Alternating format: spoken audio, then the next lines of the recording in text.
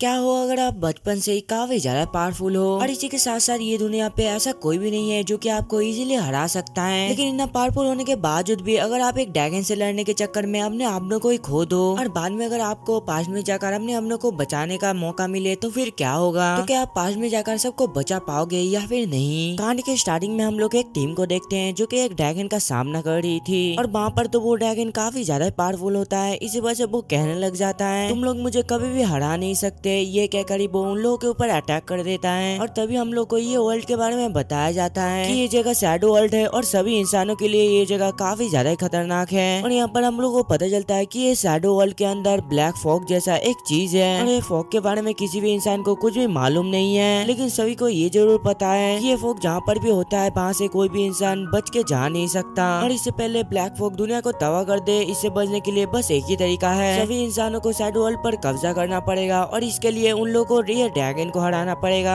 और तभी हम लोग हमारे मेन कैरेक्टर को देखते हैं जिसका नाम डेजर्ट होता है, जहाँ पर वो उससे कहने लग जाता है कि कुछ भी हो जाए मैं तुमको हरा कर ही रहूंगा। और उसका ये बात को सुनकर वो ड्रैगन भी उन लोगों के ऊपर अटैक करने वाला होता है और उसको ऐसा करते हुए देखकर डेजर्ट का एक साथी जिसका नाम रेफेलो होता है वो अपनी सील से डेजर्ट को प्रोटेक्ट करने के लिए उसके सामने आ जाता है, लेकिन वो कुछ करे इससे पहले डेजर्ट अपने पावर के मदद से वो ड्रैगन का सारा पावर को सील कर देता है और ये कर वो सभी से कहता है कि मैंने ये ड्रैगन का सभी पावर को सील कर दिया है और यही टाइम है उसको हराने का। और उसका ये बात को सुनकर उसका सभी साथी मिलकर वो ड्रैगन के ऊपर हमला कर देते हैं और ये देखकर वो ड्रैगन भी अपने टेल से उन लोगों को रोकने की कोशिश करता है, लेकिन इसका कोई फायदा नहीं था क्योंकि राफेलो अपने पावर के मदद से उसके टेल को रोक दिया था। और ये चीज का फायदा उठाकर जब भी अजेस्ट अपने पावर के मदद से वो ड्रैगन के ऊपर हमला करता है उसका ये पावर इतना ज्यादा खतरनाक था जिस वजह से वहाँ पर काफी बड़ा एक विस्फोट होता है और बाद में हम लोग को पता चलता है कि वो ड्रैगन वहाँ पर ही मारा जा चुका है। और ये काम खत्म होने के बाद सभी तो काफी ज्यादा खुश होते हैं, जहाँ पर सभी लोग डेजर्ट की तारीफ कर रहा होता है क्योंकि उसने सबसे पहले अपने पावर के मदद से वो ड्रैगन का सारा पावर को सील कर दिया था। और तो यहाँ पर उनमें से एक बंदा कहने लग जाता है देखो वो ड्रैगन से लड़ने वाले 15 लाख लोगों में से हम 6 ही बचे हैं और अभी तक हम लोगों को क्लियर का मैसेज नहीं आया है। और उसका ये बात को सुनकर डेजर्ट भी सोचने लग जाता है कि ये दुनिया ने मेरे से सारा कुछ छीन लिया है, मेरा दोस्त मेरा साथी सारा कुछ। लेकिन तभी एक लड़की उन लोगों को मोटिवेट करने की कोशिश करती है कि हम लोग को ज्यादा टेंशन लेने की जरूरत नहीं है क्योंकि हम लोग फाइनली वो ड्रैगन को हरा दिया है। और आगे सभी लोग बातें करने लगते हैं कि जब वो लोग की ओर से निकल जाएंगे वो लोग आखिरकार क्या क्या करेंगे। और इसके बारे में जब भी राफेलो डेजर्ट से पूछता है डेजर्ट तो अपना एक साथी के बारे में सोचे जा रहा था जो कि अभी मर चुकी है और इसी वजह से डेजर्ट सबसे कहने लग जाता है कि मैंने इसके बारे में ज्यादा नहीं सोचा है। लेकिन तभी अचानक से उन लोग को वो ड्रैगन से मैजिक पावर के एहसास होने लग जाता है, जहाँ पर वो लोग देखते हैं कि वो ड्रैगन के अंदर से काफी ज्यादा पावरफुल मैजिक एनर्जी निकल रही थी। और ये सारा कुछ देखकर उनमें से एक बंदा कहने लग जाता है कहीं ऐसा तो नहीं कि ये सारा कुछ वो ड्रैगन के हार्ट के वजह से हो रहा है। और मैंने कहीं पर पढ़ा था कि ड्रैगन मर जाने के बावजूद भी उसके हार्ट के अंदर काफी ज्यादा माना रह जाता है और ड्रैगन अभी मर गया है और वो अपना माना को बाहर नहीं निकाल सकता, इसी वजह से वहाँ पर काफी बड़ा एक विस्फोट हो सकता है। और इसका ये बात को सुनकर सभी लोग अपने सेल से वो ड्रैगन से बचने का पूरी कोशिश करते हैं, लेकिन वो ड्रैगन का पावर इतना ज्यादा खतरनाक होता है उनमें से कोई भी बच नहीं पाता। और यहाँ पर दूसरा डेजर्ट भी उसको रोकने का पूरी कोशिश करता है, लेकिन इसका कोई भी फायदा नहीं था, जहाँ पर वो सोचने लग जाता है कि ये जंग को खत्म करने के बाद मैं ऐसे ही मर नहीं सकता। और जब भी वो अपना आंखें खोलता है उसको पता चलता है कि वो काफी ज्यादा यंग हो चुका है और वहाँ पर तो वो एक स्कूल की यूनिफॉर्म पहना हुआ था और ये देखकर उसको कुछ भी समझ नहीं आ रहा था कि आखिरकार यहाँ पर क्या हो रहा है। और तभी अचानक से स्टेज पे एक लड़की आकर कहने लग जाती है कि ये एकेडमी पे आप सभी नए स्टूडेंट का स्वागत है। और आगे जब भी डेजर्ट वो टीचर को देखता है वो उसको पहचान लेता है, जहाँ पर उसको एहसास होता है कि वो टाइम में काफी ज्यादा पीछे आ गया है। और आगे वो अपने मन में सोचने लग जाता है कि वो ड्रैगन के साथ लड़ाई आज से शुरू हुई थी, जहाँ पर हम लोग आज से करीब 10 साल वो डेंजन के अंदर लड़ते रहे, जहाँ पर आखिर में सारा कुछ पूरी तरीके से तबाह हो गया था। ये सोचकर वो काफी ज्यादा रोने लग जाता है और इसी वजह से वो जल्दी से बाहर पे एक जगह पर जाकर बैठ जाता है। और तभी यहाँ पर उसके पास एक सीनियर लड़की आकर उससे कहने लग जाती है मैं तुमको काफी देर से ढूंढ रही थी, जहाँ पर वो बताने लग जाती है कि मेरा नाम लेडोरिया है और मैं सेकेंड ईयर की स्टूडेंट हूँ और तुम्हें गाइड करने का काम मुझे सौंपा गया है। और लेडोरिया को देखकर डेजर्ट अपने मन में कहने लग जाता है कि मुझे अच्छे से पता है कि लेडोरिया एक जीनियस है और वो अपनी एकेडमी पे रैंकिंग में फर्स्ट रैंकिंग हासिल किया था। और आगे जब भी लेडोरिया डेजर्ट का प्रोफाइल को चेक करता है उसको पता चलता है कि वो एक कॉमनर है और ये देखकर वो काफी ज्यादा टेंशन में आ जाती है क्योंकि अगर वो इस एकेडमी का टेस्ट पार भी कर लिया तो उसको बीटा क्लास में भेज दिया जाएगा। और उसका ये बात को सुनकर डेजर्ट अपने मन में सोचने लग जाता है कि मैं ये सारा कुछ जानता हूँ कि स्कूल में भेदभाव किया जाता है है कि इस एकेडमी पे नोबेल को अल्फा क्लास में रखा जाता है और कॉमिनर को बीटा क्लास में। और इसका मतलब अगर मैं कॉमिनर हूँ और एक जीनियस हूँ तो इसका कोई भी फायदा नहीं है। कुछ भी हो जाए तुमको ये एकेडमी पे प्रॉपर एजुकेशन मिलेगा ही नहीं। और आगे जब भी वो लोग टेस्ट देने के लिए आगे जा रहे होते हैं तभी वहाँ पर लेडी रिया को एक लड़का आवाज लगाता है, जहाँ पर वो उससे कहने लग जाता है कि तुम्हें यहाँ पर देखना काफी ज्यादा हैरान की बात है। और आगे डेजर के पूछने पर लेडी रिया उसको बताने लग जाती है कि ये बंदा एक कमीना और बेवकूफ बंदा है और ये बंदे का नाम असल में एलएम है। और आगे जब भी एलएम लेडी रिया के पास जाकर उसका मजाक उड़ाने लग जाता है, लेडी रिया भी ठीक ऐसा ही करती है। और आगे जब भी एलएम डेजर का प्रोफाइल चेक करता है उसको पता चलता है कि डेजर एक कॉमिनर है और ये देखकर ही वो उसका काफी ज्यादा मजाक उड़ाने लग जाता है। और आगे वो लेडी रिया से कहने लग जाता है तुमसे मुझे यही उम्मीद थी, तुम एक कॉमिनर को ही गाइड कर सकती हो और लगता है तुम मुझसे लड़ने का इस बार लायक हो ही नहीं। ये कहकर वो वहाँ से चला जाता है और तभी अचानक से वहाँ पर अनाउंसमेंट होता है कि सभी स्टूडेंट ध्यान दीजिए कि टेस्ट अभी शुरू होने वाला है। और ये बात को सुनकर जब भी डेजर लेडोरिया से ये बात को पूछने के लिए जाता है वो देखता है कि वहाँ पर तो लेडोरिया काफी ज्यादा गुस्से में थी। और आगे लेडोरिया डेजर से कहने लग जाती है कि चाहे कुछ भी हो जाए तुमको ये टेस्ट किसी भी हालत में पास करना ही पड़ेगा। और उसका ये बात को सुनकर डेजर कहने लग जाता है कि मैं अपनी पूरी कोशिश करूंगा। और आगे जब भी डेजर वो टेस्ट देने वाले जगह पर पहुंचता है वो तो वहाँ पर किसी और को ही ढूंढने लग जाता है। और तभी अचानक से उसके पीछे से एक लड़की उसको पुकारती है और ये लड़की असल में वही लड़की थी जिसके बारे में डेजर पहले से सोच रहा था। और आगे जब भी डेजर वो लड़की को देखता है उसको अपना फ्यूचर के बारे में सारा कुछ याद आने लगता है। और इसी वजह से वो कहने लग जाता है कि मुझे नहीं पता कि आखिरकार मैं पास्ट में कैसे आ गया, लेकिन कुछ भी हो जाए मैं वो हादसा दोबारा नहीं होने दे सकता और कुछ भी हो जाए मैं इस दुनिया के फ्यूचर को बदल कर ही रहूंगा। और आगे हम लोग को पता चलता है कि वो लड़की का नाम असल में रोमांटिका है। और आगे जब भी डेजर रोमांटिका का नाम पुकारता है रोमांटिका तो काफी ज्यादा शॉक्ड में आ जाता है क्योंकि यहाँ पर रोमांटिका को डेजर के बारे में बिल्कुल भी पता नहीं था। और इसी वजह से वो उससे पूछने लग जाती है कि आखिरकार तुमको मेरा नाम कैसे पता, क्या हम पहले भी कहीं पर मिल चुके हैं। और उसका ये बात को सुनकर बाद में डेजर को भी पता चल जाता है कि वो अभी पास्ट में है। और इसी वजह से वो घबराते हुए कहने लग जाता है माफ करना, मैंने तुम्हारा नाम वो ऊपर पे देखा था क्योंकि हम दोनों ही एक ही ग्रुप से हैं। और उसका ये बात को सुनकर रोमांटिका कहती है ओ अच्छा ऐसी बात है, ये कहकर वो वहाँ से चली जाती है। और उसके जाने के बाद डेजर अपने मन में सोचने लग जाता है कि आखिरकार मैं तुमको कैसे भूल सकता हूँ और बस मैं ही जानता हूँ कि तुमको खोने के बाद मेरा कैसा हाल हो गया था और इसी वजह से मैं दोबारा ये चीज होने नहीं दे सकता। फिर थोड़ी देर बाद का सीन दिखाया जाता है जहाँ पर लेडोरिया डेजर को बता रही थी कि तुम ग्रुप डी पे हो और तुमको अभी शैडो वर्ल्ड के एक रेस को जीतना पड़ेगा और तुमको वहाँ पर ज्यादा टेंशन लेने की जरूरत नहीं है क्योंकि भले ही वो शैडो वर्ल्ड है लेकिन उसको बस टेस्ट के रूप में तैयार किया गया है। और इसमें एक सेफ्टी सिस्टम भी है कि अगर तुमको ज्यादा चोट आ जाएगा तो तुम ऑटोमेटिकली वहाँ से बाहर आ जाओगे। और उसका ये बात को सुनकर डेजर पूछने लग जाता है कि आखिरकार किस लिए चोट आएगा। और तभी अचानक से वहाँ पर एलएम आकर डेजर को बताने लग जाता है कि यहाँ पर दूसरे स्टूडेंट पर अटैक करना अलाउ है और इसी वजह से तुम्हारे लिए ये टेस्ट को पास करना नामुमकिन है। और आगे वो एक लड़की को इंट्रोड्यूस करवा कर बताने लग जाता है कि इससे मिलो, इसका नाम एडजस्ट है और ये एक मैजिक स्वॉर्ड मैन है। और आगे जब भी डेजर एडजस्ट को देखता है वो अपने मन में कहने लग जाता है कि मैं तुम्हें काफी अच्छे से जानता हूँ, तुम एक मैजिक नाइट हो और तुम आइस मैजिक का इस्तेमाल करते हो और इसी के साथ साथ तुम विजन मैजिक का इस्तेमाल भी कर सकते हो और तुम्हारा ये मैजिक का एनालिसिस कर पाना काफी ज्यादा मुश्किल है और इसी वजह से तुम फ्यूचर में जाकर मेरा काफी पावरफुल एक साथी बनोगे। और आगे हेलेम उन दोनों का मजाक उड़ाकर वहाँ से चला जाता है। और आगे डेजर एक जगह से शैडो वर्ल्ड पे पहुँच जाता है और जब भी वो लोग शैडो वर्ल्ड पे पहुँचते हैं वहाँ पर एक अनाउंसमेंट होता है कि आप सभी लोगों को आगे जो गोल दिख रहा है आप लोगों को वहाँ पर पहुँचना है और आप में से टॉप 3 बंदा ये टेस्ट में पास हो सकते हैं और आप लोग अपने मैजिक के मदद से किसी भी पार्टिसिपेंट को रोक सकते हो और अगर आप लोगों में से किसी को ज्यादा चोट लग जाता है तो आप लोग डिस्क्वालीफाई हो जाओगे। लेकिन वहाँ पर तो डेजर बार बार एजेस की तरह भी देखे जा रहा था जहाँ पर उसको ऐसा लग रहा था कहीं एजेस भी दोबारा पास्ट पे तो नहीं आ गया। लेकिन तभी जहाँ से एजेस उसका काफी ज्यादा बेइज्जती करने लग जाता है कि तब से तुम बस मुझे ही घूरे जा रहे हो और मुझे पता चला है कि तुम काफी ज्यादा कमजोर हो और अगर तुम दिन रात भी ट्रेनिंग करोगे तो इस टेस्ट पे तुम पास नहीं हो सकते। और उसका ये सारा कुछ बातें सुनकर डेजर भी बाद में समझ जाता है कि एजेस बिल्कुल भी फ्यूचर से नहीं आया है। और आगे जब भी रेस स्टार्ट होता है एजेस काफी तेजी से दौड़ने लग जाता है और ये देखकर उसके पीछे पीछे बाकी सब भी भागने लगते हैं। और आगे जब भी रोमांटिका वहाँ से भाग रही होती है वो गलती से एक छोटे से जानवर को डरा देती है जिस वजह से वो उससे माफी मांगती है। और उसका ये सारा कोई हरकत देखकर डेजर उससे कहता है कि तुम अभी भी ठीक वैसा ही हो। और ये सुनकर रोमांटिका उससे कहने लग जाती है कि आखिरकार तुम क्या बकबक करे जा रहे हो और कहीं तुम मेरे ऊपर लाइन मारने की कोशिश तो नहीं कर रहे हो और तुम बिल्कुल भी मुझे अपनी तरह मत समझना। जिस पर डेजर उससे कहने लग जाता है कि सॉरी मुझे माफ कर देना। और उसका ये बात को सुनकर रोमांटिका तो और भी ज्यादा गुस्से में आ जाती है क्योंकि डेजर तो यहाँ पर ऐसा बिहेव कर रहा था कि वो उसको काफी सालों से जानता है और इसी वजह से वो उससे कहने लग जाती है कि तुम मेरे सामने ऐसा भी मत करना, ठीक है। और वो दोनों भाग ही रहे होते हैं, लेकिन तभी अचानक से रोमांटिका के ऊपर एक अटैक हो जाता है, लेकिन ठीक टाइम पे डेजर्ट उसको धक्का देकर उसको बचा लेता है। और यहाँ पर हम लोग को पता चलता है कि ये सारा कुछ हरकत एक लड़का कर रहा था और इसका इरादा इन दोनों को इस स्टेज से निकालना था, लेकिन वो कुछ करे इससे पहले रोमांटिका अपने पार के महल से उसको हरा देती है। और तभी वहाँ पर अनाउंसमेंट होता है कि उनमें से एक पार्टिसिपेंट बाहर हो चुका है। और आगे रोमांटिका डेजर्ट से शुक्रिया भी कहती है, जिस इनका डेजर्ट भी उसको जानने वाली एक स्माइल लेता है। और ये देखकर रोमांटिका तो काफी ज्यादा गुस्से में आ गई थी और मैं अपना ये वाला एबिलिटी बाद में करने वाली थी, लेकिन अभी लगता है कि मुझे ये एबिलिटी अभी इस्तेमाल करना पड़ेगा। ये कहकर वो अपने पार के मदद से बाकी सभी पार्टिसिपेंट के ऊपर अटैक कर देता है। और तभी हम लोग दूसरे साइड सभी प्रोफेसर को देखते हैं जो कि ये मैच को देख रहे थे, जहाँ पर सभी कह रहे होते हैं कि इस साल एक मैजिक नाइट हमारे एकेडमी पे आने वाले हैं और ये चीज काफी अच्छा बात है, लेकिन इस ग्रुप में एक कॉमनर भी है। और ये कहकर सभी डेजर्ट के ऊपर हंसने लगते हैं। और तभी हम लोग आगे दो बंदे को देखते हैं जो कि एडजस्ट के पीछे पीछे भाग रहे थे। और तभी अचानक से उन दोनों को पीछे से एक काफी तेज हवा खींचने लगती है और ये हवा के वजह से उन दोनों के ऊपर एक पेड़ गिर जाता है, जिस वजह से वो दोनों डिस्क्वालीफाई हो जाते हैं। और तभी हम लोग दूसरे से एडजस्ट को देखते हैं जिसको कि ये हवा से कुछ भी फर्क नहीं पड़ रहा था, जहाँ पर वो अपना शॉर्ट से ये हवा को चीरते हुए आगे बढ़ रही थी। और तभी हम लोग दूसरे से रोमांटिका को देखते हैं जो कि कहने लग जाती है कि अभी हम लोग 3 ही बचे हैं, इसी वजह से हम लोग काफी आसानी से पास हो जाएंगे। और तुमको क्या लगा कि मैं ऐसा बोलूंगी? और अच्छा होगा कि तुम ये रेस से बाहर चले जाओ, नहीं तो तुमको काफी ज्यादा चोटें लगेगा और बाद में तुम मुझे ये मत बताना। और इसका ये बात सुनकर डेजर्ट कहने लग जाता है कि कुछ भी हो जाए मैं रेस से बाहर नहीं होने वाला हूँ। और ये कहकर वो एक स्माइल करती है, जिस बात से रोमांटिका तो हद से ज्यादा गुस्से में आ जाती है। और आगे वो अपने पार के मदद से काफी सारा स्पेल क्रिएट करके डेजर्ट के ऊपर अटैक करने वाली होती है। और अटैक करने के बाद उसको ऐसा लगने लग जाता है कि डेजर्ट तो अभी डिस्क्वालीफाई हो गया है, लेकिन तभी हम लोग दूसरे साइड डेजर्ट को देखते हैं जिसको कि कुछ भी नहीं हुआ था, जहाँ पर वो उसे कहने लग जाता है कि मुझे अभी पता चला कि तुम इतने सारे स्पेल को हैंडल कर सकते हो और तुम स्पीड पे काफी ज्यादा फोकस करते हो, इसी वजह से तुम्हारा कंट्रोल काफी ज्यादा वीक है और तुम्हारा अटैक का थोड़ा सा डायरेक्शन चेंज करने से ही मेरे ऊपर तुम्हारा अटैक नहीं लगेगा। और उसका ये बात को सुनकर रोमांटिका तो काफी ज्यादा गुस्से में आ जाती है और उससे कहने लग जाती है कि आखिरकार तुम अपने आप को समझते क्या हो कि तुम मुझे इसके बारे में सारा कुछ सिखाओगे। और ये कहकर वो दोबारा अपने पार के मदद से उसके ऊपर अटैक करने वाली होती है। और इस बार उसका अटैक तो और भी ज्यादा खतरनाक था, लेकिन यहाँ पर डेजर्ट थोड़ी ना कम था। वो जल्दी से अपने पार के मदद से उसका अटैक का एयर फ्लो को थोड़ा सा चेंज कर देता है, जिस वजह से उसका सभी अटैक जमीन पर लग जाते हैं। और उसका ये पार को देखकर रोमांटिका उसे कहने लग जाती है कि क्या तुम अभी अभी मेरे स्पेल के ऊपर इन्वर्सिंग स्पेल का इस्तेमाल किए हो,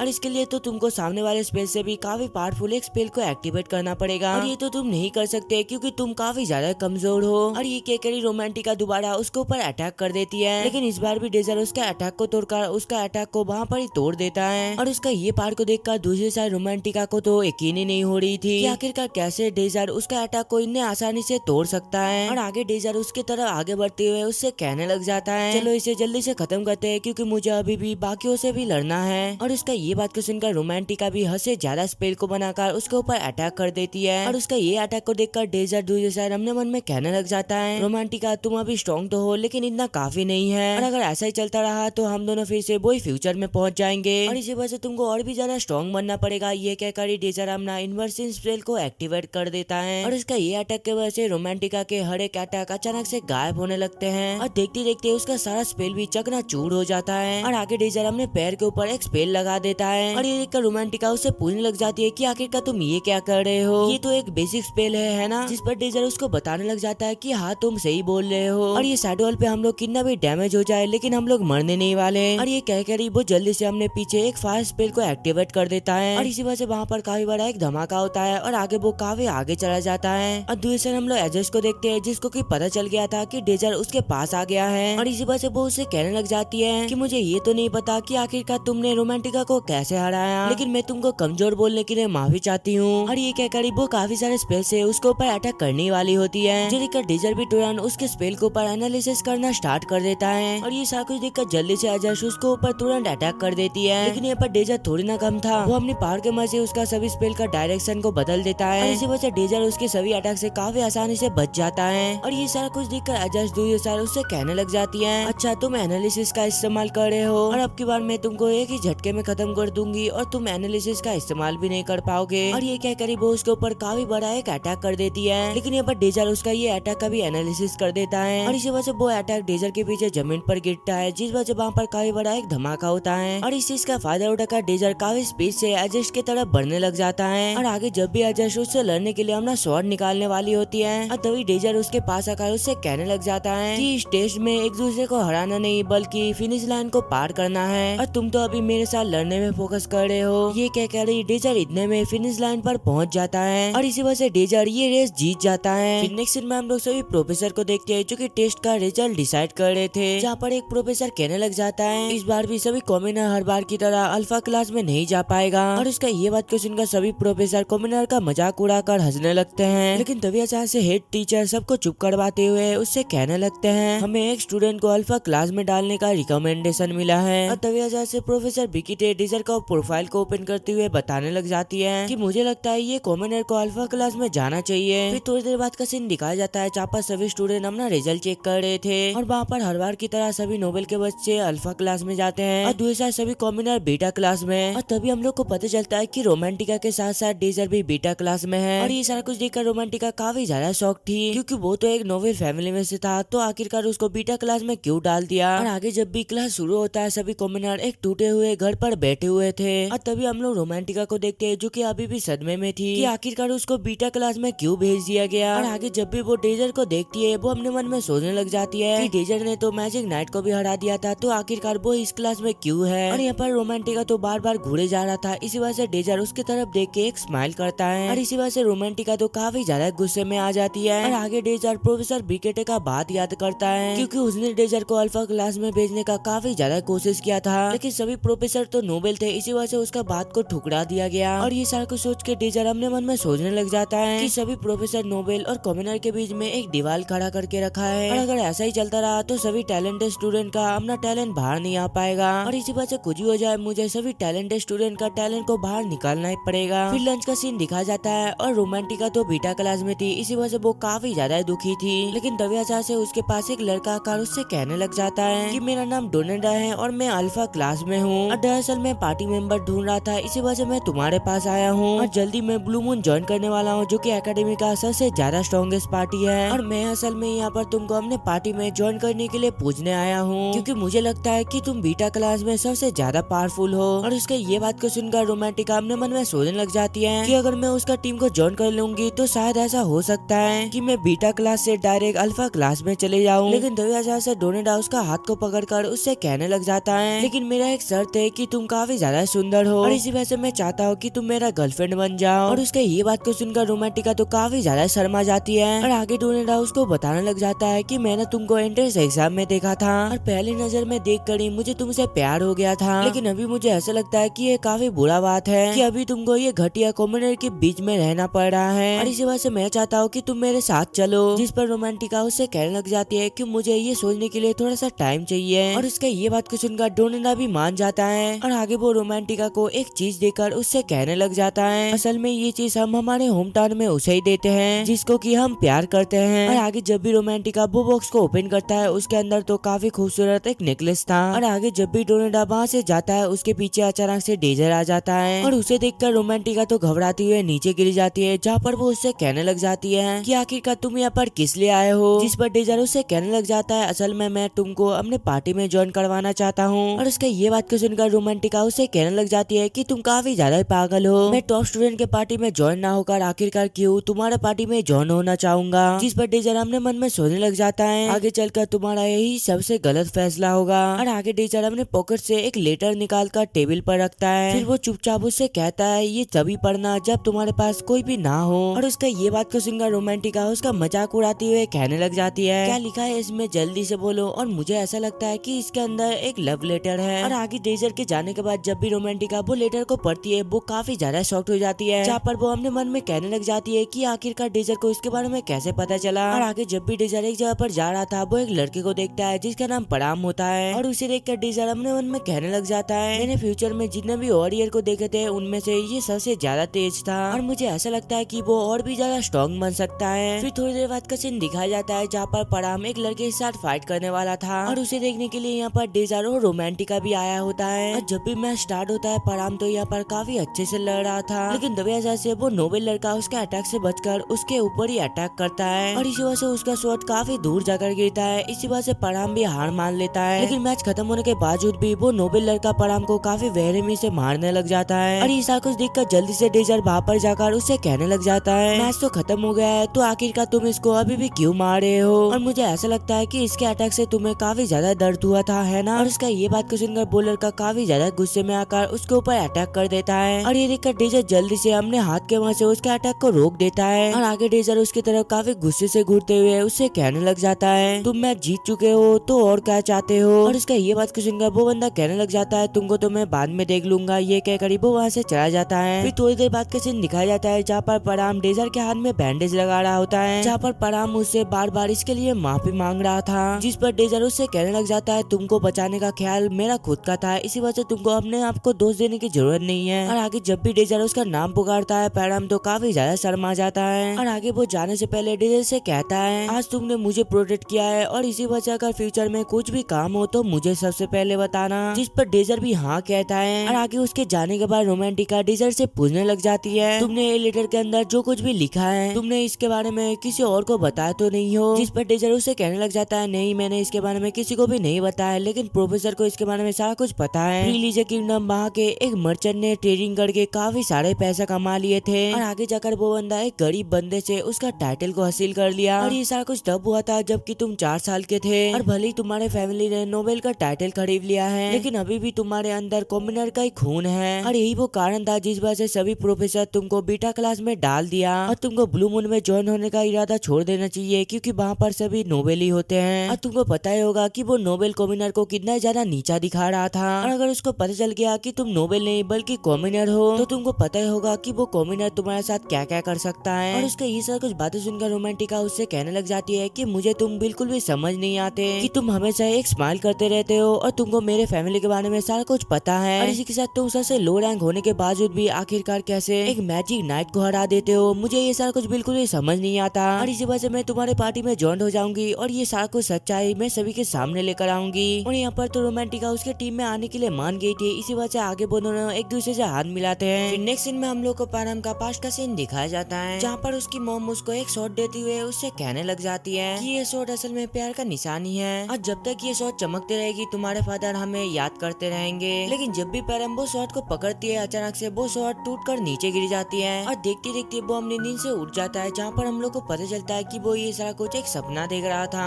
और आगे डेजर रोमांटिका और पैराम को प्रोफेसर के पास लेकर जाते हैं, और यहाँ पर डेजर तो असल में प्रोफेसर के पास एक नया पार्टी को बनाने के लिए आया था, और इसी वजह से डेजर प्रोफेसर से पूछने लग जाता है कि आखिरकार तुम ये पार्टी को क्यों बनाना चाहते हो, जिस पर डेजर बताने लग जाता है कि मैं रैंकिंग टूर्नामेंट को जीतकर अल्फा क्लास में जाना चाहता हूँ। और उसका ये बात को सुनकर रोमांटिका और पैराम काफी ज्यादा शॉक्ड हो जाते हैं क्योंकि उन्हें भी इसके बारे में बिल्कुल भी पता नहीं था, और इसी के साथ साथ पैराम को तो रैंकिंग टूर्नामेंट के बारे में बिल्कुल भी पता नहीं था, और इसी वजह से वो प्रोफेसर से पूछने लग जाता है कि आखिरकार ये रैंकिंग टूर्नामेंट क्या होता है, जिस पर प्रोफेसर बताने लग जाती है कि रैंकिंग टूर्नामेंट एक एग्जाम है, और ये रैंकिंग टूर्नामेंट से सभी का रैंक पता लगाया जाता है, और इसी के साथ साथ ये एग्जाम अल्फा और बीटा क्लास के सभी स्टूडेंट एक साथ देते हैं, और ये एग्जाम पे पार्टिसिपेट करने के लिए तुम्हारे पार्टी के अंदर 3 से ज्यादा स्टूडेंट को होना चाहिए, और असल में ये एग्जाम के अंदर 2 पार्टी के बीच में फाइट होगा, और जो पार्टी का मेंबर ये फाइट को जीतेगा उसका पार्टी का रैंक अप हो जाएगा। लेकिन ये एग्जाम बस क्वालिफिकेशन राउंड तक ही लागू होता है, और उसमें जो कोई भी पार्टी जीतेगा वो लोग फाइनल राउंड पे एंटर करेंगे, और फाइनल राउंड असल में एक शैडो वर्ल्ड के अंदर होगा, और उनमें से जो कोई भी 9 रैंक पे आएंगे उन लोगों को सिंगल रैंक के टाइटल दिया जाएगा, और अगर तुम लोग 9 रैंक के अंदर आ जाते हो तो तुम लोग बीटा क्लास से डायरेक्ट अल्फा क्लास में जा सकते हो। लेकिन ये चीज करना काफी ज्यादा मुश्किल है क्योंकि कोई भी अभी तक बीटा क्लास से अल्फा क्लास में नहीं गया है, और ऐसा इसलिए है क्योंकि बीटा क्लास से ज्यादा अल्फा क्लास में ज्यादा फैसिलिटीज है, जिस वजह से अल्फा क्लास के सभी स्टूडेंट बीटा क्लास को चुटकियों में हरा देंगे। और प्रोफेसर का ये सारा कुछ बातें सुनकर डेजर कहने लग जाता है कि इसी वजह से ही तो मैं ये चीज ट्राई करना चाहता हूँ, और तुम सभी एक बार ध्यान से सोचो, अगर हम लोग एक ही टीम के मेंबर होकर 9 रैंक पे आ जाएंगे तो सभी प्रोफेसर को विश्वास हो जाएगा कि बीटा क्लास के सभी स्टूडेंट कमजोर नहीं है। और उसका ये सारा कुछ बातें सुनकर प्रोफेसर कहने लग जाता है कि तुमने सही कहा कि अगर तुम लोग सिंगल रैंकर बन जाते हो तो तुम सभी ये एकेडमी के ये फालतू रूल को तोड़ सकते हो। फिर थोड़ी देर बाद का सीन दिखा जाता है जहाँ पर डेजर सभी के साथ अपने पार्टी रूम की तरफ जा रहा होता है, और जाते हुए वो लोग अल्फा क्लास के पार्टी रूम को भी देखते हैं जो कि काफी ज्यादा शानदार था। और आगे जब भी डेजर अपने पार्टी रूम का दरवाजा को खोलता है वहाँ पर तो काफी ज्यादा गंदगी था, और ये रूम को देखकर वो लोग शॉक्ड हो ही रहे होते हैं। तभी अचानक से उस जगह पर काफी सारे चूहे आ जाते हैं, और इतने सारे चूहे को देखकर रोमांटिका और पैराम का हालात कुछ ऐसा होता है। और आगे जब भी डेजर ये रूम को साफ करने के बारे में कहता है रोमांटिका तो उसको साफ साफ मना कर देती है, क्योंकि असल में रोमांटिका को चूहे से काफी ज्यादा डर लगती है। जिस पर डेजर कहने लग जाता है कि तुम ज्यादा टेंशन मत करो, मैं यहाँ पर सारा चूहे को संभाल लूंगा और बाकी सब तुम संभाल लेना। और उसका ये बात को सुनकर रोमांटिका को ना चाहते हुए भी ये मानना ही पड़ता है। फिर थोड़ी देर बाद का सीन दिखा जाता है जहाँ पर सभी मिलकर ये रूम को कुछ ऐसे से ऐसे बना दिया था,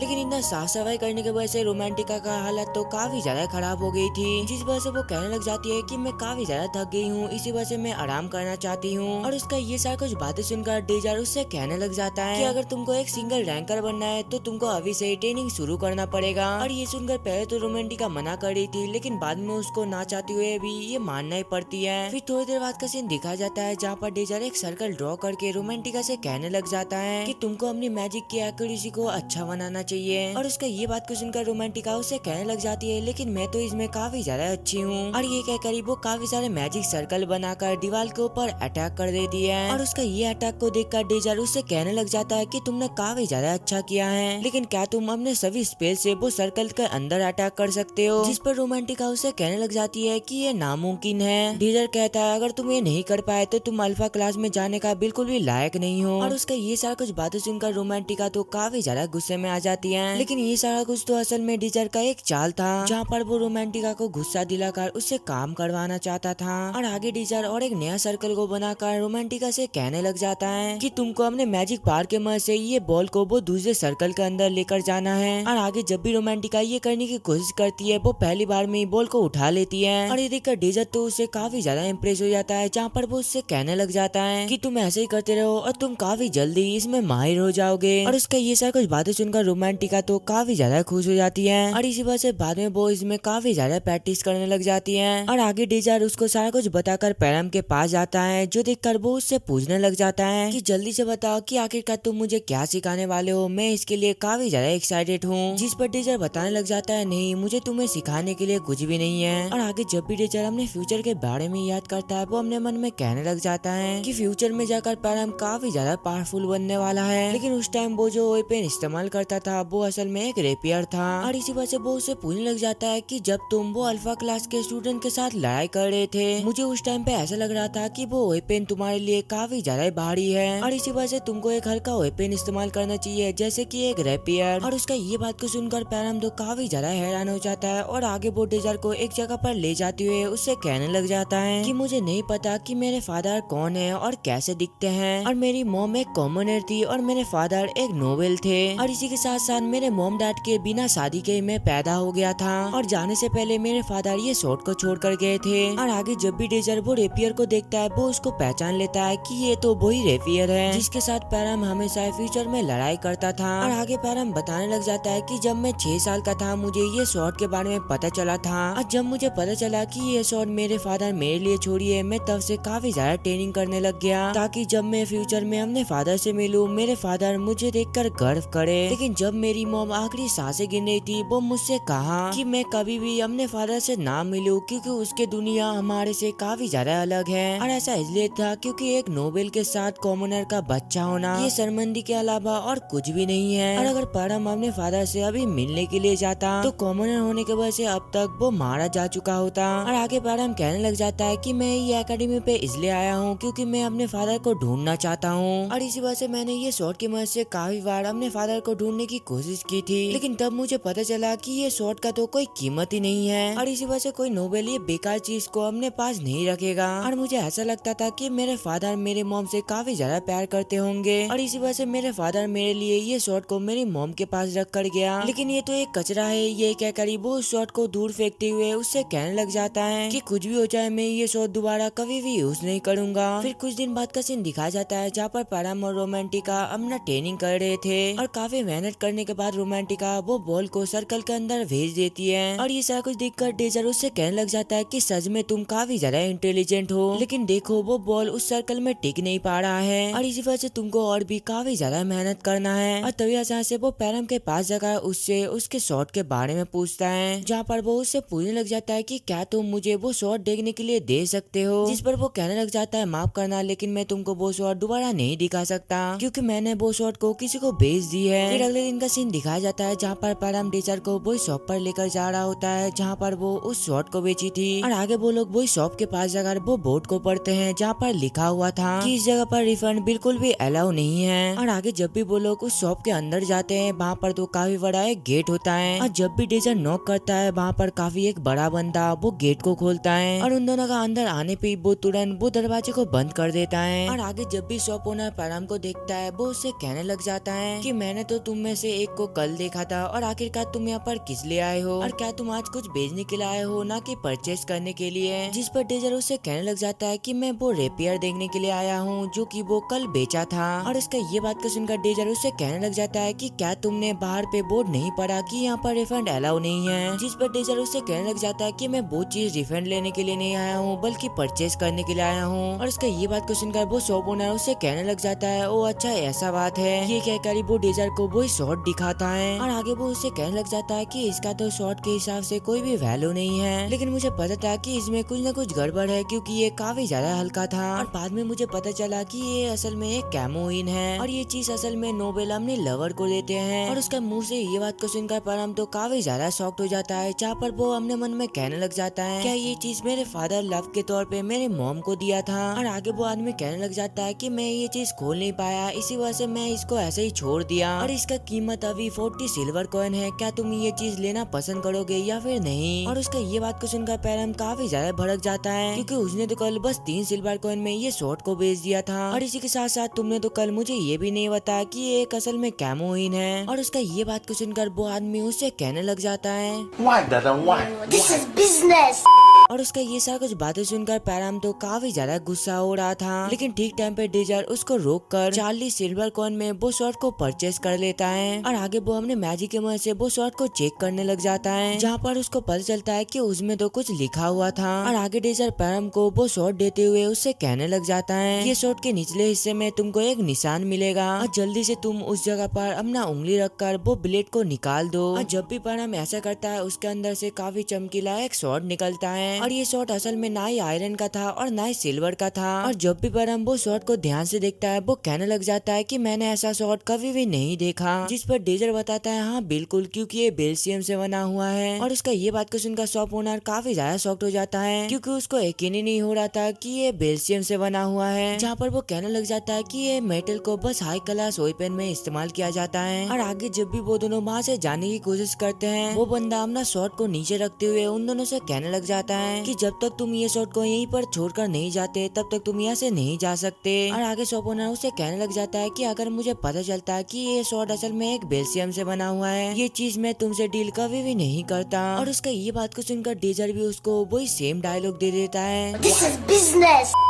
लेकिन तभी अचानक से पीछे से वो बंदा डेजर के ऊपर अटैक कर देता है। लेकिन यहाँ पर डेजर थोड़ी ना कम था, वो उसके अटैक से काफी इजीली बच जाता है। और आगे वो डेजर के ऊपर दोबारा अटैक करे इससे पहले पैराम उसके सामने आ जाता है उसको बचाने के लिए। लेकिन यहाँ पर वो बंदा कहाँ हार मानने वाला था, वो जल्दी से अपने शॉट के मदद से उसके ऊपर अटैक कर देता है। और ये देखकर जल्दी से पैराम उसके अटैक से बचकर उसी के ऊपर अटैक करने की कोशिश करता है। लेकिन ये सारा कुछ तो असल में वो आदमी का एक चाल था। और आगे जब भी पैराम उसको हराने के लिए जाता है वो हाथी अपने पैर के मदद से उसको एक कस के लात मारता है। और उसका ये लात इतना ज्यादा खतरनाक था जिस वजह से वो काफी ज्यादा दूर जाकर गिरता है। और उसका ये हालत को देखकर डेजर उससे कहने लग जाता है कि तुम अपने फादर के ऊपर भरोसा करो और तुम उसको हरा सकते हो। और उसका ये सारा कुछ बातें सुनकर बाद में पैराम भी दोबारा वो शॉट को पकड़ लेता है, जहाँ पर पैराम मन में कहने लग जाता है कि कुछ भी हो जाए मैं उसको हरा कर रहूंगा। ये कहकर वो जल्दी से उसको ऊपर अटैक कर देता है। और ये सारा कुछ देखकर वो बंदा भी जल्दी से अपने शॉट के मदद से उसको ऊपर अटैक कर देता है। लेकिन यहाँ पर वो बंदे को कहाँ ही पता था कि पैराम का वो शॉट कितना ज्यादा पावरफुल है। और आगे जब भी उन दोनों का शॉट एक दूसरे से टकराता है पैराम का शॉट इतना ज्यादा पावरफुल था जिस वजह से वो उसका शॉट को पूरा बीच से काट देता है। और इस चीज का फायदा उठाकर पैराम जल्दी से उसको ऊपर एक अटैक करके उसको हरा देता है। और आगे जब भी डेजर उसके पास आता है वो उससे कहने लग जाता है कि मैं बिना शॉट की मदद से इससे जीत नहीं पाता और ये सारा कुछ मेरे फादर की वजह से हुआ है। और आगे जब भी वो दोनों वहाँ से जाने की कोशिश करते हैं शॉप ओनर उन दोनों से कहने लग जाता है तुम लोग आखिरकार कहाँ पर जा रहे हो और क्या तुम लोग को पता है कि ये गेट को खोलना तुम्हारे बस की बात नहीं है और ये गेट को तो वही आदमी खोल सकता था जिसको कि तुम अभी अभी हराए हो। और उसका ये बात को सुनकर परम जल्दी से हमने शॉट के मदद से वो गेट को ही काट देता है और ये देखकर तो वो ओनर की आंखें फटी की फटी रह जाती है। और आगे जाते हुए डेजर उसके लिए कुछ खाना लेकर आता है जिस पर परम कहने लग जाता है असल में मैं तुमको थैंक्स कहना चाहता हूँ और ऐसा इसलिए है क्योंकि तुमने तब से लेकर आज तक मेरा काफी ज्यादा हेल्प करते हुए आ रहे हो और आज तुमने मेरा मोम का दिया हुआ ये शॉट को बचाया, इसी वजह से तुम्हारा बहुत बहुत शुक्रिया। और उसका ये बात को सुनकर डेजर उसे कहने लग जाता है कि तुमको शुक्रिया कहने का कोई भी जरूरत नहीं है और वैसे भी तुम मेरे दोस्त हो और इसी वजह से जब भी मेरा कोई दोस्त मुसीबत में होगा मैं अपना आंख बंद करके उसका मदद करूंगा। और उसका ये सारा कुछ बातें सुनकर परम काफी ज्यादा इमोशनल हो जाता है और उसके आंखों से आंसू आने लग जाता है जहाँ पर वो उसे कहने लग जाता है कि यहाँ पर आने से पहले मेरे साथ काफी कुछ हुआ और मैंने अपने अपनों को ही खो दिया, लेकिन मुझे ये पता नहीं था कि तुम मुझे अपना एक दोस्त मानते हो और इसी वजह से मैं काफी ज्यादा खुश हूँ। और तभी हम लोग दूसरे रोमांटिका को देखते हैं जो कि अभी भी ट्रेनिंग कर रही थी जहाँ पर वो अपने मैजिक पावर के मदद से वो बॉल को सर्कल के अंदर रखना सीख गया था और ये सारा कुछ देखकर वो तो काफी ज्यादा खुश हो जाती है और आगे वो काफी सारे स्पेल को कास्ट कर एक ही सर्कल के अंदर अटैक करने की कोशिश करती है और यहाँ पर तो वो कामयाब हो गई थी, इसी वजह से वो हद से ज्यादा खुश हो जाती है। और आगे वो अपना ट्रेनिंग खत्म करने के बाद वो डोनेडा से मिलने के लिए जाता है और वो तो ट्रेनिंग करने के वजह से काफी ज्यादा भूखी थी, इसी वजह से वो जल्दी जल्दी कर खाने लग जाती है। और आगे डोनेडा उससे पूछने लग जाता है कि तुम यहाँ पर मुझे अपना जवाब देने के लिए आए हो है ना, तो चलो मैं तुमको ब्लू मून का सभी मेंबर से मिलवाता हूँ। और इसका ये बात को सुनकर रोमांटिका जल्दी से उसका कैमोइन लौटाती हुए उससे कहती है कि मैं असल में तुमको ये लौटाने के लिए आई हूँ। और आगे वो उसको साफ उससे से बता देता है कि मैं तुम्हारा गर्लफ्रेंड नहीं बन सकता और इसी के साथ साथ मैंने बीटा क्लास के एक पार्टी को भी ज्वाइन कर लिया है और पहले तो मुझे वहाँ पर मजा नहीं आता था लेकिन अभी मुझे काफी ज्यादा वहाँ पर अच्छा लगने लगा है। और वैसे भी तुमने मुझे उस दिन कहा था कि सभी बीटा क्लास के कॉमनर रास्ते के कूड़े के बराबर हैं और इसी वजह से मैं भी तुमको बता दूं मैं भी पहले एक कॉमनर ही थी और इसी वजह से मैं नोबेल होने के बावजूद भी सभी प्रोफेसर मुझे बीटा क्लास में डाला है। और उसका ये बात को सुनकर डोनेडा उससे कहने लग जाता है कि अगर मुझे पहले पता होता कि तुम एक कॉमनर हो मैं कभी भी तुम्हें अपने टीम पे ज्वाइन होने नहीं देता।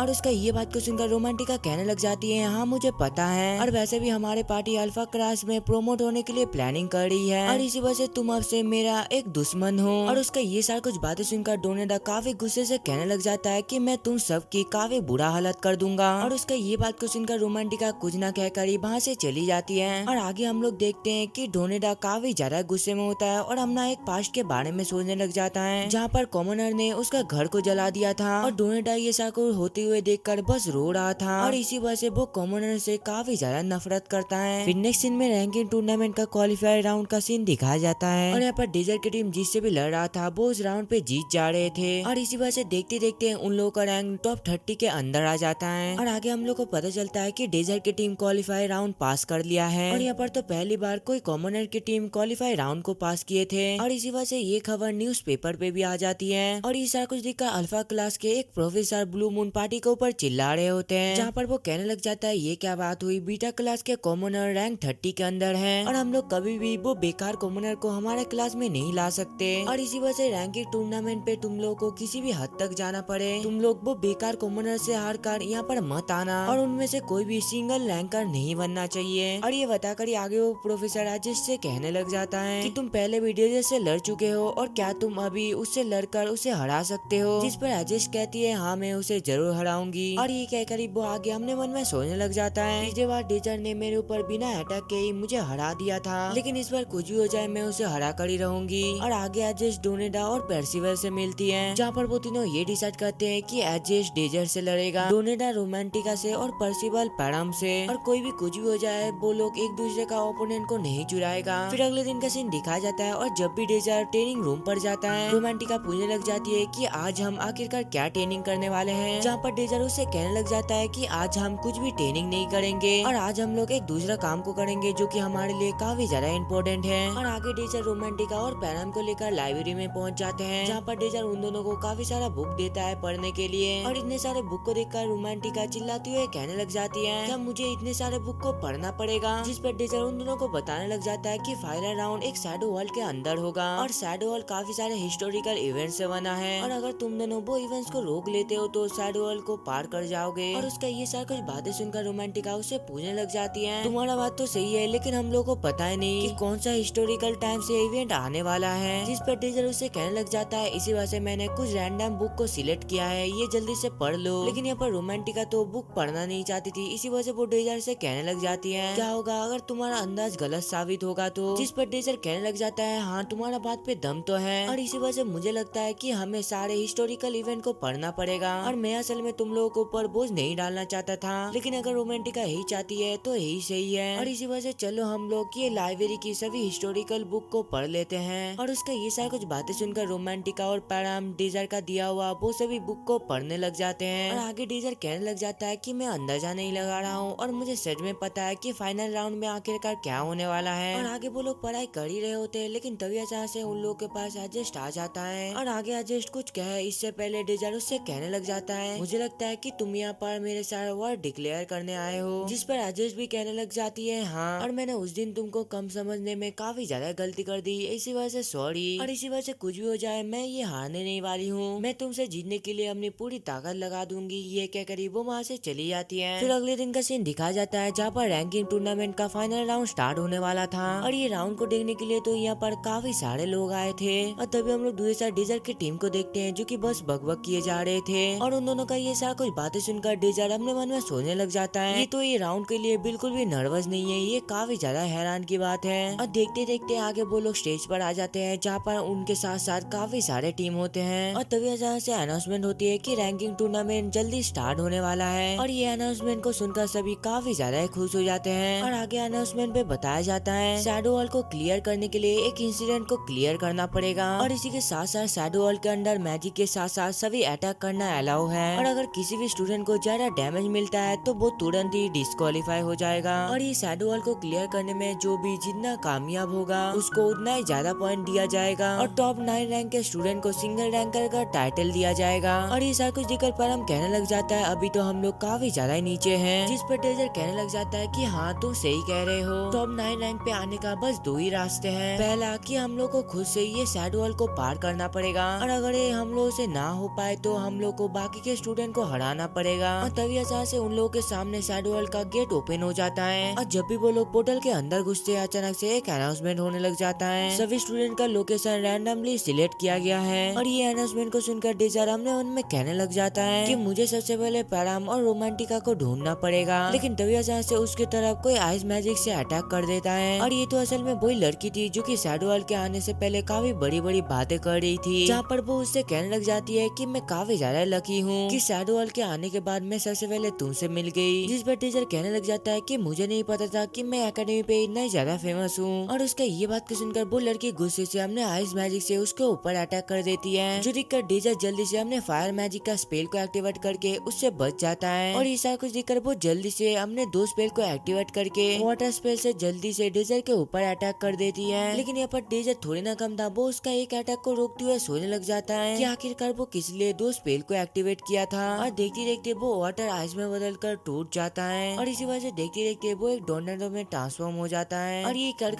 वो लड़की डेजर से कहने लग जाती है कि आखिरकार तुमको ये स्पेल कैसी लगी, और मुझे पक्का यकीन है कि तुम जैसे एक कॉमनर ने ये स्पेल को कभी भी नहीं देखा है। और उसका ये बात को सुनकर डेजर कहता है अच्छा ऐसा बात है, और ये कहकर वो एक चुटकी बजाता है, और इसी वजह से देखते देखते वो लड़की का स्पेल अचानक से टूट जाता है, और आगे वो उसका एक बर्फ के टुकड़े को कलेक्ट करके उसके ऊपर एक खतरनाक अटैक करने वाला होता है। और उसका ये अटैक को देखकर वो लड़की अपने सामने एक बैरियर को एक्टिवेट करके उससे कहने लग जाती है कि कुछ भी हो जाए तुम जैसे एक कॉमनर के अटैक मेरे ऊपर नहीं लगेगी। लेकिन तभी अचानक से डेजर का वो अटैक काफी सारे टुकड़ों में अलग हो जाता है, और आगे वो उस बैरियर के बगल से घूमकर उसके ऊपर अटैक कर देता है। और उसका ये अटैक इतना ज्यादा खतरनाक था जिस वजह से वो लड़की वहाँ पर ही डिस्क्वालीफाई हो जाती है। और तभी हम लोग दूसरी साइड एक अल्फा क्लास के लड़के को देखते हैं जो कि आराम से हवा के मजे ले रहा था, लेकिन तभी अचानक से उसके ऊपर कोई अटैक करके उसको डिस्क्वालीफाई कर देता है। और असल में ये अटैक तो रोमांटिका ने करी थी। और तभी हम लोग को ये भी पता चल जाता है कि पैराम भी उसी के साथ है, और यहाँ पर तो वो दोनों एक साथ मिलकर डेजर को ढूंढ रहे हैं। और तभी अचानक से रोमांटिका अपने पावर की मदद से डेजर को ढूंढने लग जाती है, जहाँ पर उसको पता चलता है कि 2 स्टूडेंट काफी दूर पर है और एक स्टूडेंट उसी के पास ही है। और ये देखकर रोमांटिका जल्दी से वो सिंगल वाले बंदे के ऊपर अटैक कर देती है, और तभी उन दोनों के सामने और भी 2 स्टूडेंट आ जाते हैं उससे लड़ाई करने के लिए। और वो दोनों आकारी रोमांटिका और पैराम के बारे में काफी बुरा वाला कहने लग जाता है, जहाँ पर एक लड़की कहने लग जाती है कि तुम तो काफी ज्यादा कमजोर हो, हम तुम्हें काफी इजीली हरा देंगे। जिस पर रोमांटिका कहती है ये तो बाद में देखा जाएगा कि कौन सबसे ज्यादा कमजोर है और कौन पावरफुल। और आगे पराम वो लड़के के साथ लड़ाई करने लग जाता है और दूसरी साइड रोमांटिका वो लड़की के साथ लड़ाई करने लग जाती है। और आगे काफी मेहनत करने के बाद पैराम और रोमांटिका उन दोनों को हरा देते हैं। और यहाँ पर तो वो दोनों अकेले उनको हरा दिया था, इसी वजह से वो दोनों काफी ज्यादा खुश हो रहे होते हैं। लेकिन तभी अचानक से रोमांटिका चिल्लाती हुए कहने लग जाती है कि आखिरकार तुम कब तक वहाँ से छुप छुप कर ये सारा कुछ देखने वाले हो। और असल में रोमांटिका तो ये सारा कुछ डेजर्ट से कह रही थी, क्योंकि वो काफी टाइम से उन दोनों का लड़ाई छुप छुप कर देखे जा रहा था। और आगे रोमांटिका उससे पूछने लग जाती है कि जल्दी से बता आखिरकार तुम्हें हमारी फाइट कैसी लगी। जिस पर डेजर्ट कहने लग जाता है कि सच में तुम लोग का फाइट काफी ज्यादा अच्छा था। और आगे वो लोग बातचीत कर ही रहे होते हैं, लेकिन तभी अचानक से आसमान पे काफी सारे बादल आकर बारिश होने लग जाता है। और यहाँ पर बाकी की टीम भी एक एक करके आगे बढ़ रही थी। और आगे डेजर्ट को पता चलता है कि अब शैडो वर्ल्ड पे 18 प्लेयर ही बचे हुए हैं। और यहाँ पर तो काफी जोर से बारिश हो रहा था, जिस वजह से वो तीनों एक पेड़ के नीचे आ जाते हैं। और वहाँ पर रोमांटिका अपने मन में सोचने लग जाती है कि बीटा क्लास से होकर अल्फा क्लास से टक्कर लेना, ये ख्याल मेरे दिमाग में कभी भी नहीं आया था। और अगर मैं डोनेडा का प्रोपोजल एक्सेप्ट कर लेता तो अब तक तो उसको मेरे बारे में सारा कुछ पता चल गया होता। और उसके ये चेहरे को देखकर डेजर उसके माथे के ऊपर हाथ रख के उससे कहने लग जाता है कि तुम ज्यादा टेंशन मत करो, मैं गारंटी देता हूँ कि तुम पहले से काफी ज्यादा स्ट्रॉन्ग हो चुके हो। और उसका ये सारा कुछ बातें सुनकर रोमांटिका खुशी के मारे एक स्माइल करती है। और आगे वो अपने माथे से उसका हाथ को हटाकर अपने मन में कहने लग जाती है कि मैं अपनी टीम से काफी ज्यादा प्यार करती हूँ और ये मेरे लिए बेस्ट है। लेकिन तभी अचानक से शैडो वर्ल्ड के अंदर काफी जोर से घंटी बजने लग जाती है। और ये सुनकर किसी को भी समझ नहीं आ रहा था कि आखिरकार यहाँ पर क्या चल रहा है। लेकिन ये देखकर डेजर कहने लग जाता है कि अब टाइम हो चुका है और ये जगह असल में एक प्रीवियस क्लॉक टावर की दुनिया है। और ये क्लॉक टावर असल में एक हाई लेवल मैजिक डिवाइस है और ये डिवाइस के मदद से काफी सारे हाई लेवल का मॉन्स्टर तैयार होते हैं। और तभी अचानक से वहाँ पर अनाउंसमेंट होता है कि सर्वाइवल को स्टार्ट हो गया है। और इसी के साथ साथ क्लॉक टावर ने एक नया मॉन्स्टर प्रोड्यूस किया है और इसी वजह से तुम सभी वो मॉन्स्टर से बचकर रहना। और जब भी दूसरे साथ ये सारा कुछ सभी प्रोफेसर देखते हैं, सभी लोग काफी ज्यादा खुश हो जाते हैं, जहाँ पर वो अपने मन में कहने लग जाता है कि अब तो बीटा क्लास का कुछ भी नहीं हो सकता। और यहाँ पर तो काफी तेज बारिश हो रहा था, इसी वजह से डेजर्ट के सभी टीम मेंबर अभी भी वो पेड़ के नीचे खड़े हुए थे। लेकिन तभी जमीन के अंदर से काफी खतरनाक एक चूहा मॉन्स्टर निकलता है और वो चूहा तो काफी ज्यादा खतरनाक दिख रहा था। इसी वजह से रोमांटिका और पैराम जल्दी से जाकर डेजर्ट को पकड़ लेते हैं। और आगे जब भी वो लोग भागने की कोशिश करते हैं, अचानक से उनके पीछे काफी सारे चूहे की सेना पड़ जाती है। और ये देखकर रोमांटिका जल्दी से अपने पार की मदद से उसके ऊपर अटैक कर देती है। लेकिन उसका ये अटैक से तो वो सभी चूहे का कुछ भी नहीं हुआ था।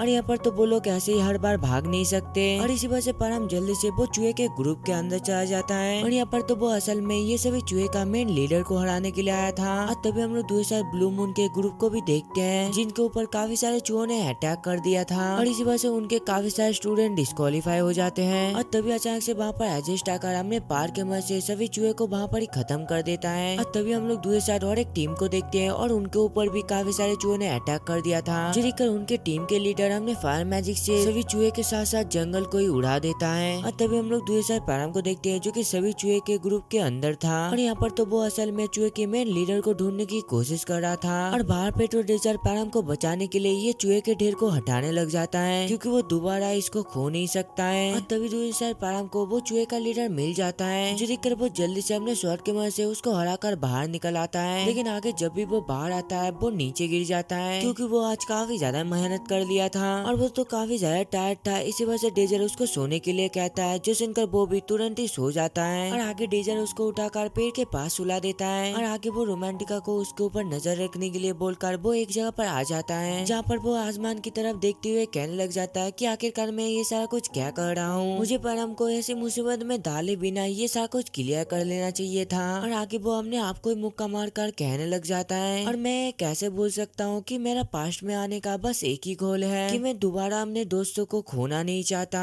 और आगे जब भी डेजर वापस आता है तब तक पैराम भी उठ चुका था। और ये देखकर डेजर उससे कहने लग जाता है कि अब हमें वो क्लॉक टावर के पास आगे बढ़ना चाहिए। और देखते देखते वो लोग क्लॉक टावर के पास चले जाते हैं। फिर थोड़ी देर बाद का सीन दिखाया जाता है, जहाँ पर एडजस्ट के भी सभी टीम मेंबर वो क्लॉक टावर के पास आ गए थे और वो लोग बातचीत कर ही रहा होता है। लेकिन तभी अचानक से उन लोगों के ऊपर से अटैक हो जाता है और उनकी ये अटैक के वजह से तुरंत ही उन लोगों का 2 मेंबर डिस्क्वालीफाई हो जाते हैं। और ये सारा कुछ देखकर एडजस्ट अपने मन में कहने लग जाता है कि ये सारा कुछ डेजर ही कर सकता है। और तभी हम लोग ऊपर पे रोमांटिका को देखते हैं, जो कि उन लोगों के ऊपर बार बार अटैक किए जा रही थी। लेकिन ये पर एडजस्ट थोड़ी ना कम था, वो अपने सभी टीम मेंबर को पहले से सावधान होने के लिए कह देती है। और आगे डेजर के कहने पे रोमांटिका दूसरे पार्टी के ऊपर भी अटैक करने लग जाती है। और यहाँ पर तो असल में डेजर का प्लान ये था कि वो सभी पार्टी को एक साथ इकट्ठा करना चाहता है ताकि वो लोग आपस में लड़के हार जाए और इससे डेजर का जीत होगा। और ये करकरी डेजर दीवार पे एक मैजिक को एक्टिवेट करने लग जाता है और जब भी दूसरे ब्लू मून के सही मेंबर वो क्लॉक टावर के अंदर जाते हैं, वो लोग देखते हैं कि अंदर पे दो टीम आपस में लड़ाई कर रही थी। और यहाँ पर तो वो दोनों टीमों को ऐसा लग रहा था कि तब से ब्लू मून के पार्टी उन लोगों के ऊपर अटैक कर रहे थे और इसी वजह से वो दोनों पार्टी आपस में लड़ाई बंद करके एडजस्ट के ऊपर अटैक कर देते हैं। लेकिन यहाँ पर एडजस्ट भी थोड़ी ना कम था, वो अपने पार के मदद से सभी को बरम में पकड़ लेता है। और तभी हम लोग ऊपर पे डेजर को देखते हैं जो कि फाइट खत्म होने का इंतजार कर रहा था, लेकिन नीचे से तो फाइट करने का आवाज बंद हो गया था और इसी वजह से सबको ऐसा लगने लग जाता है कि शायद फाइट खत्म हो गया है। लेकिन डेजर कहता है नहीं, अभी तक फाइट खत्म नहीं हुआ है। अगर फाइट खत्म होता तो अनाउंसमेंट होता कि इस फाइट में कौन हारा है। लेकिन तभी उस जगह पर एडजस्ट के टीम आ जाते हैं जहाँ पर एडजस्ट डेजर से कहने लग जाती है, मुझे पहले से ही पता था कि ये सारा कुछ तुम्हारा एक प्लान है और तुमको क्या लगा कि मैं तुम्हारे जाल में फंस जाऊंगी और मैंने बस अपने पार के मदद से सबको पकड़ा हुआ है, इसी वजह से वो लोग डिस्क्वालीफाई नहीं होंगे। ये कहकर वो जल्दी से डेजर को लेकर ऊपर चला जाता है उससे लड़ने के लिए। और नीचे तो पर्सिवल के साथ पराम का फाइट स्टार्ट हो गया था और यहाँ पर तो पराम को लड़ने में काफी ज्यादा दिक्कत हो रहा था, जिस वजह से पर्सिवल उसका काफी ज्यादा मजाक उड़ाने लग जाता है और उसका ये सारा कुछ बातें सुनकर दूसरी साइड पराम को भी काफी ज्यादा गुस्सा आ गया था, जिस वजह से वो एक एक करके काफी इजीली पर्सिवल का हर एक अटैक को डॉच करने लग जाता है। और ये सारा कुछ देखकर तो दूसरी साइड पर्सिवल काफी ज्यादा शॉक था क्योंकि वो एक भी अटैक पराम के ऊपर नहीं कर पा रहा था। और तभी अचानक से पराम उसके अटैक को डॉच करके उसको एक लात मारता है और उसका ये लात तो कुछ ज्यादा ही पावरफुल था, इसी वजह से पर्सिवल बैठ जाता है, जहाँ पर वो उससे पूछने लग जाता है कि आखिरकार तुम इतने कम समय में इतना पावरफुल कैसे बन गए। जिस पर पराम उसको चिढ़ाते हुए कहता है कि आखिरकार मैं तुमको क्यों बताऊं। और दूसरी साइड रोमांटिका डोनेडा के ऊपर बार बार अटैक कर रही थी, लेकिन यहाँ पर डोनेडा तो कुछ ज्यादा ही पावरफुल था, इसी वजह से वो उसका हर एक अटैक को डॉच कर रहा था, जहाँ पर वो उससे कहने लग जाता है, मुझे तो ऐसा लग रहा था कि तुम डेजर्ट से ट्रेनिंग लेकर थोड़ा सा पावरफुल बन जाओगे, लेकिन अभी मुझे ऐसा लग रहा है कि तुम ट्रेनिंग के बाद भी काफी ज्यादा कमजोर हो। और ये कहकर वो उसके ऊपर बार बार अटैक करने लग जाता है। और दूसरे साइड तो रोमांटिका उसका अटैक से बाल बाल बज रही थी, लेकिन तभी अचानक से रोमांटिका उसके लॉकेट को देखती है और ये लॉकेट तो वही लॉकेट था जो कि पहले बार मिलने पे डोनेडा रोमांटिका को दिया था। और इसी वजह से रोमांटिका उससे पूछने लग जाती है, इसका मतलब क्या ये लॉकेट आर्टिफैक्ट है। डोनेडा कहता है कि तुमने बिल्कुल सही कहा और तुम जैसे कॉमनर इस चीज को बिल्कुल भी परचेस नहीं कर पाओगे। जिस पर रोमांटिका उससे कहने लग जाती है कि तुम हर बार कॉमनर क्यों करते रहते हो, और वैसे भी हम दोनों इंसान ही हैं और अगर स्टेटस को साइड में रख दिया जाए तो हम दोनों ये स्कूल के एक स्टूडेंट हैं। और उसका ये सा कुछ बातें सुनकर दूसरा डोनेडा तो काफी ज्यादा गुस्से में आ गया था कि मैं तुम्हारे तरह कॉमनर नहीं हूँ बल्कि मैं नोवेल हूँ और हम दोनों के बीच में कुछ भी सेम नहीं है। ये कहकर वो उसके ऊपर एक अटैक करता है और उसका ये अटैक इतना ज्यादा खतरनाक था जिस वजह से रोमांटिका काफी दूर जाकर गिरती है और उसका ऐसा हालत देखकर जल्दी से पराम उसके पास चला जाता है उसका मदद करने के लिए। और यहाँ पर तो रोमांटिका बिल्कुल ठीक थी, लेकिन उसका सारा पावर खत्म हो गया है और इसी वजह से वो जल्दी से पराम को उससे लड़ने के लिए कहता है, जिससे कि वो अपना माना को दोबारा रिस्टोर कर सके। और उसका ये सब कुछ बातें सुनकर आगे पराम भी इसके लिए मान जाता है, लेकिन जब भी वो उससे लड़ने के लिए जाता है डोनेडा उसको दो स्टोन के अंदर कुचल कर सीधा रोमांटिका के ऊपर अटैक कर देता है। लेकिन यहाँ पर पराम थोड़ी ना कम था, वो अपने शॉट के मदद से वो स्टोन को काट कर सीधा डोनेडा के ऊपर ही अटैक कर देता है और इसका ये अटैक से डोनेडा उससे बाल बाल बचता है। और दूसरी साइड हम लोग एडजस्ट को देखते हैं जो कि बार बार डेजर के ऊपर अटैक कर रही थी, लेकिन यहाँ पर तो डेजर हर बार उसका स्पेल को ही तोड़ दे रहा था और उसका इतना ज्यादा पावर को देखकर आगे एडजस्ट उससे कहने लग जाती है, मैं सभी स्किल में तुमसे बेहतर हूँ, लेकिन तुम्हें हराने के लिए आखिरकार मुझे इतना मेहनत क्यों करना पड़ रहा है। ये कहकर वो काफी गुस्से से डेजर के ऊपर अटैक करने लग जाती है, लेकिन यहाँ पर डेजर भी थोड़ी ना कम था, वो उसका हर एक अटैक को ब्लॉक कर रहा था, जहाँ पर वो उससे कहने लग जाती है, मैं तुमसे काफी ज्यादा स्ट्रॉन्ग हूँ, लेकिन आखिरकार मैं तुमको हरा क्यों नहीं पा रही हूँ। जिस पर डेजर उससे कहने लग जाता है, तुमको मजा आ रहा है ना, और आज तक तुमने जितना भी फाइट किया है तुमको अपना लायक कोई भी फाइटर नहीं मिला, लेकिन अभी तुमको अपना लायक एक फाइटर मिलके आखिरकार कैसा लग रहा है। और उसका ये सारा कुछ बातें सुनकर दूसरा राजस भी काफी ज्यादा गुस्से में आ गई थी। ये कहकर वो जल्दी से अपना सबसे पावरफुल स्पेल को एक्टिवेट कर देती है और उसका ये स्पेल इतना ज्यादा खतरनाक था जिस वजह से वो पूरा जगह बर्फ का बन गया था। और तभी हम लोग एडजस्ट को देखते हैं जो कि एक थ्रोन के ऊपर बैठी हुई थी और आगे वो अपना पावर का इस्तेमाल करके उसको ऊपर अटैक कर देती है, जो देखकर डेजर भी उसका अटैक को काफी इजीली डॉच कर देता है। और जब भी वो ये देखता है वो काफी सारे स्पेल को एक्टिवेट कर उसके ऊपर अटैक करने लग जाती है और ये देखकर डेजर भी अपने पावर के वजह से उसका सभी अटैक को ब्लॉक कर देता है और ये करकरी आगे वो एडजस्ट का सभी स्पेल को डीएक्टिवेट करने लग जाता है। और यहाँ पर एडजस्ट जितना भी स्पेल को एक्टिवेट कर रही थी दूसरी साइड डेजर उसका सभी अटैक को ब्लॉक किए जा रहा था और ये सारा कुछ देखकर दूसरी साइड एडजस्ट अपने मन में में कहने लग जाती है मेरा हर एक स्पेल एक चुटकियों में खत्म हो जा रहा है और इसी के साथ साथ मैं अपने शॉट से भी उसको हरा नहीं पा रही हूँ और इसी वजह से मुझे ऐसा लगता है कि मैं अपने शॉट और मैजिक से उसको हरा नहीं पाऊंगी। ये कहकर ही एडजस्ट एक स्पेल को एक्टिवेट कर देती है जिस वजह से उसके शॉट के अंदर से काफी तेज एक रोशनी निकलने लग जाती है और दूसरे साथ पराम भी डोनेरा को काफी अच्छा खासा टक्कर दे रहा था, लेकिन यहाँ पर डोनेरा तो कुछ ज्यादा स्ट्रॉन्ग था। इसी वजह से पराम रोमांटिका से कहने लग जाता है सच में ये काफी ज्यादा स्ट्रॉन्ग है और इसी वजह से हमें जल्दी से उसे हराना पड़ेगा